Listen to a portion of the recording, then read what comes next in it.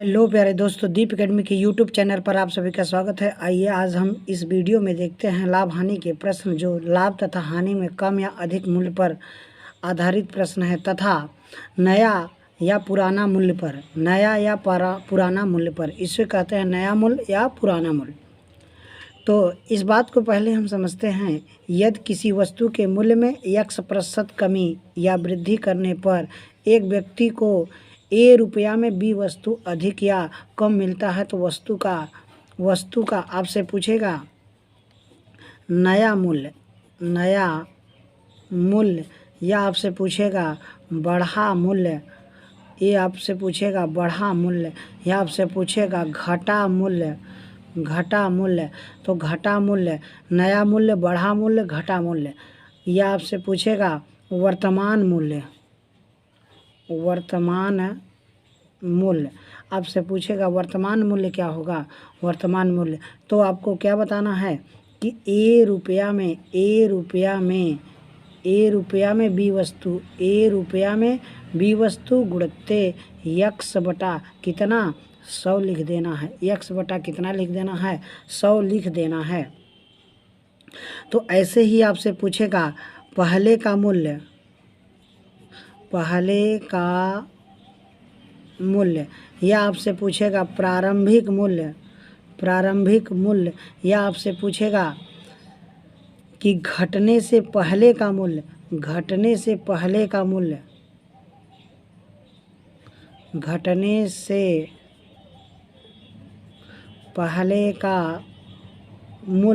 या आपसे पूछेगा बढ़ने से पहले का मूल्य।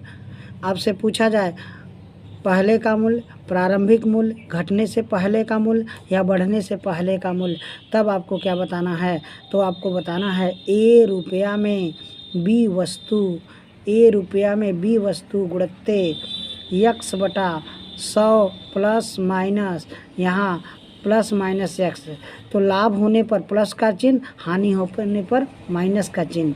लाभ होने पर प्लस का चिन्ह, हानि होने पर माइनस का चिन्ह। ऐसे ही हम आप क्वेश्चन को इसी फार्मूले पे करते हैं। तो आइए देरी नहीं करते हुए क्वेश्चन पे आते हैं।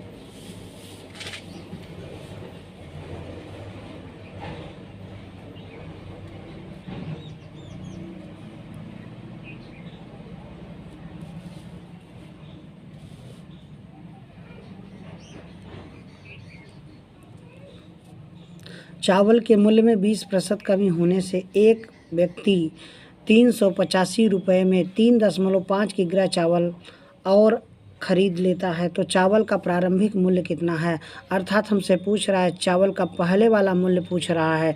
अर्थात ए रुपया में बी वस्तु गुणित्ते यक्स बटा 100 प्लस माइनस एक्स वाला फार्मूला लगाना है।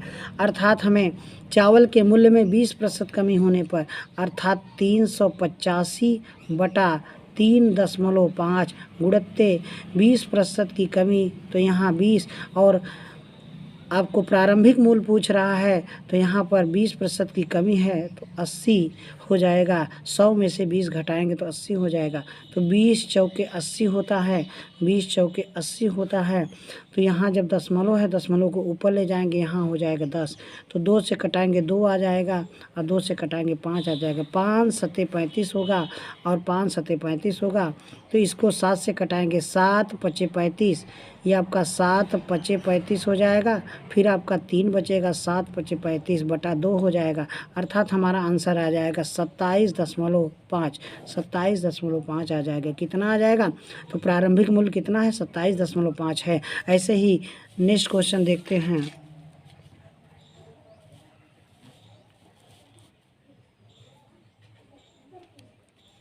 कि संतरों के मूल्य में 20% कमी होने से एक व्यक्ति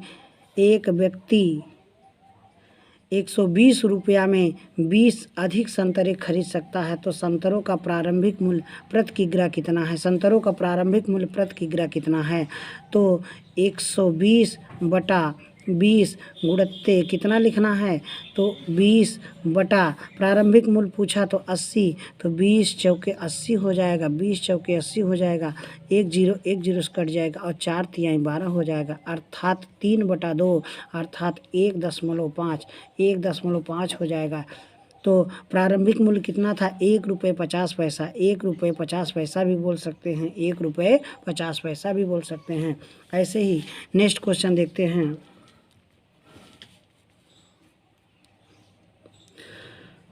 चावल के मूल्य में 10% कमी होने से एक व्यापारी 22,500 रुपये में 25 किग्रा अधिक चावल खरीद सकता है, तो चाय का प्रति किग्रा कितना है।